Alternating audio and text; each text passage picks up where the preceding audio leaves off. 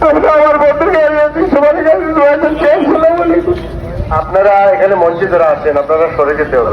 বক্তব্য রাখার জন্য অনুরোধ জানাচ্ছি লামাহাজি ইউনিয়ন পরিষদের চেয়ারম্যান জনাব কবির সুন্দর আমিকা। আসসালামু আলাইকুম রহমতুল্লাহ। উপস্থিত মুসল্লিয়ান কেরাম, আমরা আমাদের এক অভিভাবক, বিশেষ করে আমার এক ভাই, যার সাথে আমার আত্মার সম্পর্ক ছিল। আলহামদুলিল্লাহ রাব্বিল আলামিন আর রহমানির রহিম মালিকি ইয়াউমিদ্দিন ইয়্যাকা না'বুদু ওয়া ইয়্যাকা নাস্তাঈন ইহদিনাস সিরাতাল মুস্তাকিম সিরাতাল লাযীনা আন'আমতা আলাইহিম গায়রিল মাগদূবি আলাইহিম ওয়ালাদ-দাল্লিন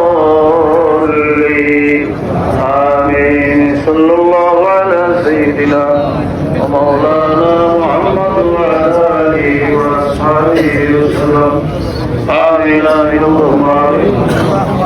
اللهم ربنا ظلمنا أنفسنا وإن لم تغفر لنا وترحمنا لنكونن من الخاسرين. رب العالمين আল্লাহর মায়ার বান্দা সোহেল আহমদ চৌধুরী সাহেব, ইয়া আল্লাহ